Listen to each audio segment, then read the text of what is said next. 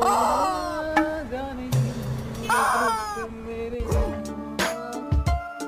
ना तुझको जरा